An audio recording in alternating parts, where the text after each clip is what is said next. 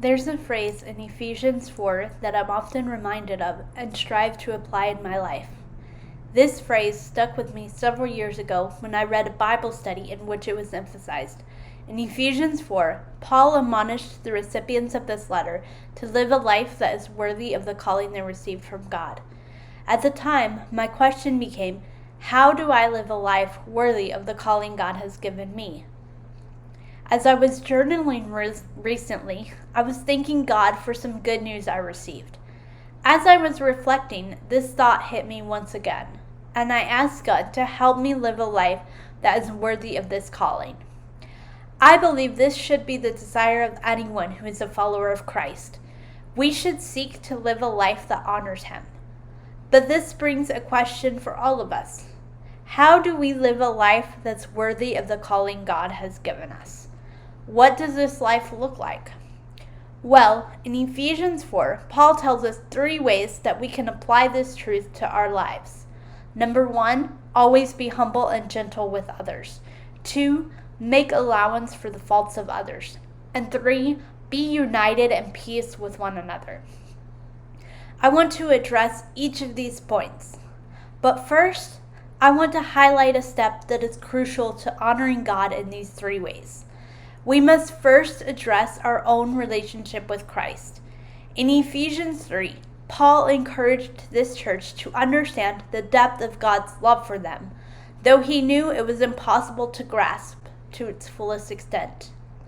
If we fail to receive the love and grace Christ has to offer us, it will be impossible for us to apply the following principles into our lives.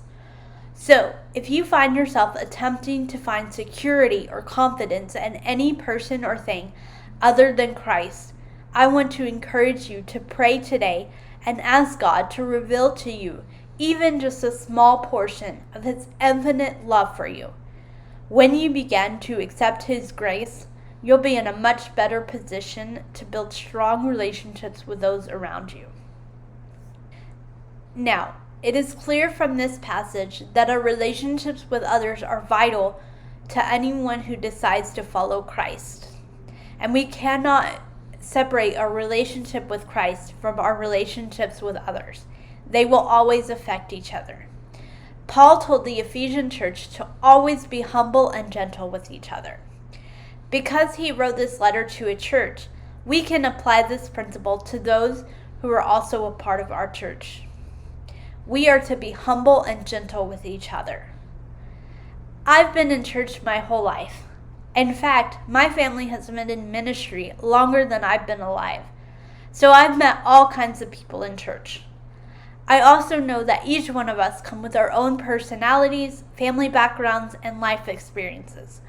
When we come across some within the church who don't agree with our opinions, which we believe are valid because we have experiences to back them up, then we can quickly become prideful and feel that we need to correct their wrong opinions. This is particularly true in a culture that values the right to free speech. Voicing your opinion is fine, and sometimes there may be issues that are important to speak up about. However, relationships flourish much better when there's more listening to each other and responding rather than reacting. The second principle is to make allowance for the faults of others.